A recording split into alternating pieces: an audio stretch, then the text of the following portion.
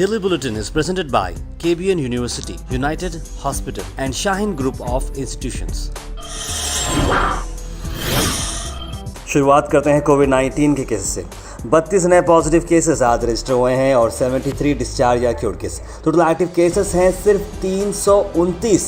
कोई भी डेथ शामिल नहीं है आज की इस बुलेटिन में। कर्नाटक में आज भी 2000 के नीचे केसेस रहे और कहीं ना कहीं अब ये थर्ड वेव का लहर खत्म होते नजर आ रहा है और बैक टू नॉर्मल सिचुएशन होती नजर आ रही है। डिप्टी कमिश्नर गुलबर्गा ने क्लियरली कहा है कि ऐसा कोई डायरेक्शन नहीं है जहां पर स्कूल और डिग्री कॉलेज को हिजाब पहनने से रोका जाएगा। उनको तमाम लोगों को यही कहना चाहूंगा, अगर कहीं पर भी आपकी बच्चियों को हिजाब के ताल्लुक से या फिर क्लास में अटेंड करने के ताल्लुक से अगर कोई भी अगर रोक रहे हैं वहां पर तो गए आप और डायरेक्टली क्लैरिफिकेशन डीसी दिया को क्योंकि आकर बहुत सारे कंप्लेंट दे। बच्चों को गैर मामूली स्कूल के बाहर ठहरा किया जा रहा था क्योंकि वो हिजाब पहन के आए हैं। इससे पहले भी हमने आपको क्लियरली कहा है और हम बुलेटिन में पिछले 3 दिन से कंटिन्यूसली कहते आ रहे हैं कि जो हिजाब को चलते हुए जो फिलहाल ना हिजाब ना सैफरन शॉल जो मामला चल रहा है वो सिर्फ पीयूसी फर्स्ट और सेकेंड ईयर के लिए है, जहां पर कॉलेज डेवलपमेंट कमेटी होती है। डिग्री कॉलेजेस या हाई स्कूल के लिए बिल्कुल ये लागू नहीं होता है और सीएम बसवराज बोम्मई ने कहा है कि ये हाईकोर्ट का ऑर्डर जिस तरह से आया है उसके अंदर हाई स्कूल और डिग्री कॉलेज नहीं है, जिसकी वजह से काफ़ी लोगों को राहत मिली। यहाँ पर डीसी साहब से भी मुलाकात की है, उसके अंदर डीसी साहब ने क्लियरली कहा है कि मैंने ऐसा कोई ऑर्डर नहीं दिया है।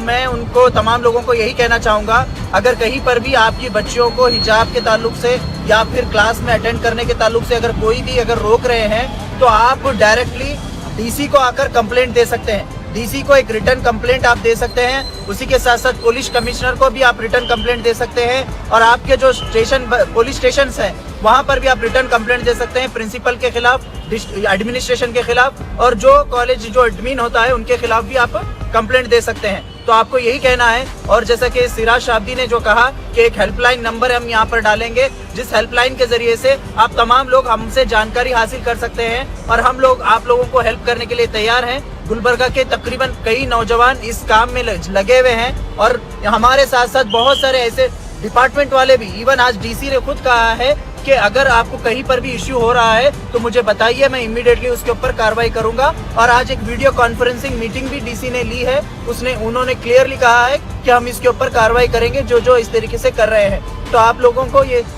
जरूरी है बताना कि आप इस वीडियो को ज़्यादा से ज़्यादा शेयर करें और अपने बच्चों को अवेयर करें, अपनी बच्चियों को अवेयर करें। Thank you. यहाँ पर ये देखा जा रहा गुलबर्गे में कि ये इंस्ट्रक्शन को है नाजायज़ तरीक़ों से इस्तेमाल किया जा रहा, गलत तरीक़ों से इस्तेमाल किया जा रहा। डीसी हैज़ क्लियरली इंस्ट्रक्टेड, जब हम डीसी को बताया कि फलाना ये कॉलेज में ये हिजाब के मामले को लेकर लड़कियों को वापस भेजिए, तो DC has clearly given us instruction कि वो कॉलेज के ऊपर एक एफआईआर फाइल करो और वो कॉलेज के एक कंप्लेंट लेटर डिप्टी कमिश्नर को देना चाहिए।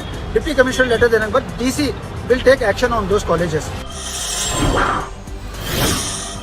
जनाब अफजाल महमूद का बड़ा बयान आते हुए जहां पर उन्होंने गोहा स्टूडियो के अंदर ख़ास तौर पर लोगों को बताया किस तरह से एजुकेशनल इंस्टीट्यूशन को जो काम करना चाहिए, क्योंकि जिस तरह से बच्चों को रुकाया जा रहा है हिजाब के चलते हुए। इंडिया एक वेलफेयर स्टेट है और एजुकेशन उसकी प्रायोरिटी है और लड़कियां जो हिजाब पहन के आती हैं उन्हें अलाउ किया जाना चाहिए एजुकेट करने के लिए। आइए देखते हैं इस मौके पर उनका क्या कहना है। हम देख रहे हैं कि बच्चियों को स्कूल के बाहर ही बुर्का उतारने पर मजबूर किया जा रहा है, हत्ता कि टीचर्स को भी निकालने पर मजबूर किया जा रहा है। क्या ये इंटरिम ऑर्डर में शामिल था? आप शायद जान चुके होंगे अब तक कि इंटरिम ऑर्डर में ऐसी कोई बात नहीं कही गई है। हमारा हिंदुस्तान एक वेलफेयर स्टेट है। वेलफेयर स्टेट होने का मतलब यह है कि उनकी सबसे प्राइमरी इम्पोर्टेंस अगर कोई होती है, प्रायोरिटी अगर कोई होती है तो वो जो है वेलफेयर होता है और एजुकेशन वेलफेयर में आता है। हिजाब पहनो या ना पहनो ये उसका मैटर ऑफ कंसर्न नहीं होना चाहिए जब एक वेलफेयर स्टेट होता है। तो वेलफेयर स्टेट रिलीजन को बालाए ताख रखकर रिलीजन पर गैर ज़रूरी तवज्जो दिए बिना तालीम को फराहम करने की कोशिश करना उसका अहम तरीन मकसद होना चाहिए। हिजाब पहनकर आने की वजह से उनकी तालीम ना छूटनी पाए और यही मामला हुकूमत का भी होना चाहिए।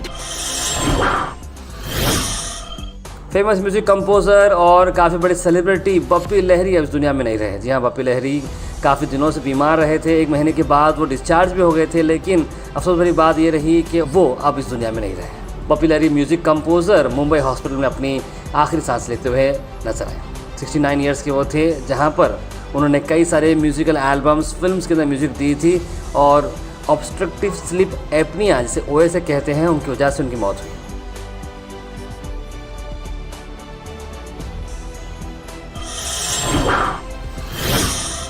नेशनल और स्टेट पॉलिटिक्स की अगर बात करें तो फॉर्मर पीएम देवे गौड़ा ने अपना सपोर्ट एक्सटेंड किया है सीएम केसीआर को, जहां पर उनकी फाइट रहेगी बीजेपी के खिलाफ। बीजेपी के फैसिस्ट फोर्सेस को फाइट करने के लिए अब एक नया मामला चलते जा रहा है, जहां पर अब ये इस बैंड वैगन के अंदर एक नया नाम नजर आ चुका है, वो है एचडी देवे गौड़ा। चंद्रशेखर राव केसीआर यानी कि वो देवे गौड़ा जी से मुलाकात करने वाले हैं बेंगलुरु में बहुत जल्द इस मामले को चलते हुए। सिराज शादी का एक और बयान, जहां पर आप देख सकते हैं कि उन्होंने जेडीएस की टीम ने हेल्प सर्विस स्टार्ट की है, जहां पर अगर हिजाब के इशू चलते हुए किसी को कुछ प्रॉब्लम होता है तो आप इन नंबरों पर कांटेक्ट कर सकते हैं जो स्क्रीन पर आ रहे हैं।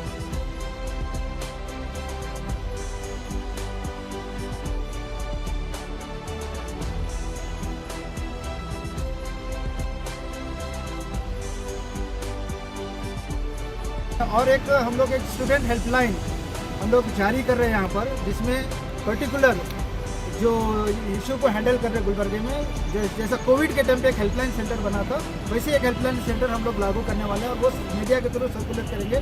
तमाम पेरेंट्स से मैं गुजारिश करता हूँ कि वो उसमें जो कॉन्टैक्ट नंबर्स हम लोगों के रहेंगे, वो कॉन्टैक्ट नंबर आप अपने बच्चों को दे सकते हैं कि कल के दिन अगर कोई भी कॉलेज में रिलीजियस डिस्क्रिमिनेशन शुरू हुआ तो इमीडिएटली आप हमको वो नंबर पे कांटेक्ट कर सकते हैं। हमारी पूरी टीम वहाँ पे मौजूद होगी, मौजूद होकर वो लोगों के ऊपर एक्शन लेंगे।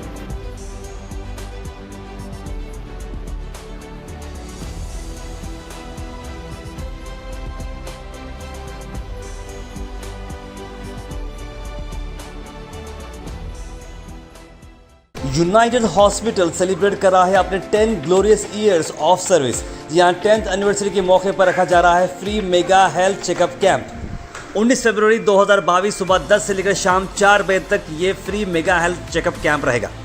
इसमें फ्री इन्वेस्टिगेशन मिलेंगे आपको, जिसमें blood test, CT scan, 2D echo, ECG, X-ray, ultrasound scanning, साथ साथ कंसल्टेशन मिलेगा आपको सुपर स्पेशलिस्ट कंसल्टेंट्स, जिसमें शामिल है neurophysicians, neurosurgeons, cardiologist, orthopaedic specialist, general surgeon, general physician, nephrologist, urologist, ophthalmologist, gynaecologist, paediatrician, gastroenterologist, ENT specialist and dermatologist. तो देर किस बात की, अभी विजिट करें और इस free mega health checkup camp का फायदा उठाएं। 19 फरवरी United Hospital Gulbarga, opposite Siddharth law college, SVB Chowk, Gulbarga. For more details call the numbers on screen. ಎಲ್ಲರಿಗೂ ನಮಸ್ಕಾರ. ನಾನು ಡಾಕ್ಟರ್ ವೀಣಾ ಸಿದ್ದಾರೆಡ್ಡಿ, ನಿರ್ದೇಶಕಿ ಹಾಗೂ ಹಿರಿಯ ನೇತ್ರತಜ್ಞೆ, ಯುನೈಟೆಡ್ ಹಾಸ್ಪಿಟಲ್. ಎಲ್ಲರಿಗೂ ಗೊತ್ತಿರೋ ಹಾಗೆ ನಾವು ನಮ್ಮ ಆಸ್ಪತ್ರೆಯ ವಾರ್ಷಿಕೋತ್ಸವವನ್ನು ಇದೇ ಫೆಬ್ರವರಿ 19ರಂದು ಆಚರಿಸ್ತಾ ಇದ್ದೇವೆ. ಮತ್ತು ಇದೇ ಸಂದರ್ಭದಲ್ಲಿ ನಾನು ಮತ್ತೊಂದು ವಿಷಯವನ್ನು ತಮ್ಮೆಲ್ಲರಿಗೂ ತಿಳಿಸಲು ಇಚ್ಛೆಪಡ್ತೇನೆ. ಏನೆಂದರೆ ಈ 10ನೇ ವರ್ಷದ ವಾರ್ಷಿಕೋತ್ಸವದ ಅಂಗವಾಗಿ ನಾವು ನಮ್ಮ ಆಸ್ಪತ್ರೆಯ ನೂತನ ಕಟ್ಟಡ ಸುಸಜ್ಜಿತವಾಗಿ ಈಗ ಕಂಪ್ಲೀಟ್ ಆಗಿದೆ. ಎಲ್ಲ ಇನ್ನೂ ಹೆಚ್ಚಿನ ವೈದ್ಯಕೀಯ ಸೌಲಭ್ಯಗಳು ಮತ್ತು ಸಲಕರಣೆಗಳೊಂದಿಗೆ, ಉಪಕರಣಗಳೊಂದಿಗೆ ಈಗ ಸುಸಜ್ಜಿತವಾಗಿ ನಿರ್ಮಾಣಗೊಂಡಿದೆ. ಇನ್ನು ಕೆಲವೇ ದಿನಗಳಲ್ಲಿ ಅದು ಜನರ ಸೇವೆಗೆ ಉದ್ಘಾಟನೆಗೊಳ್ಳಲಿದೆ. ಇದರ ಸದುಪಯೋಗವನ್ನು ಕೂಡ ಜನರು ಪಡೆಯಲಿ ಎಂದು ನಾನು ಕೇಳ್ಕೊಳ್ತೇನೆ. रूपम स्किन क्लिनिक का न्यू ईयर ऑफर काफी जबरदस्त रहा और काफी सारा अच्छा रिस्पॉन्स मिला, इसलिए डॉक्टर मनीषा रेलकर जी ने सभी कस्टमर्स के लिए, सभी पेशेंट्स के लिए इस ऑफर को एक्सटेंड किया है और न्यू ईयर ऑफर के अंदर आपको मिल रहा है 20% off on laser treatments, specially laser hair removal और साथ ही साथ मोल रिमूवल, साथ ही साथ मलाजमा ट्रीटमेंट पे भी आपको 20% ऑफ मिलेगा। तो देर इस बात की अभी कांटेक्ट करें Rupam skin hair and cosmetic laser clinic, doctor Manisha Eralekar. ज्यादा जानकारी के लिए स्क्रीन पर इन्फॉर्मेशन को आप फॉलो करें। गुलबर्गा के अंदर 2 ब्रांच है। फर्स्ट ब्रांच है महबूब नगर, जहां पर फर्स्ट और थर्ड सैटरडे वो अवेलेबल रहती हैं, और साथ साथ सेकंड ब्रांच है न्यू ज्वेलरी रोड, जहां पर सेकंड और फोर्थ सैटरडे अवेलेबल रहती हैं सुबह 11 से लेकर दोपहर के 3 बजे तक। तो अभी अपना अपॉइंटमेंट बुक करें और स्क्रीन पे आए नंबर पर कॉल करें।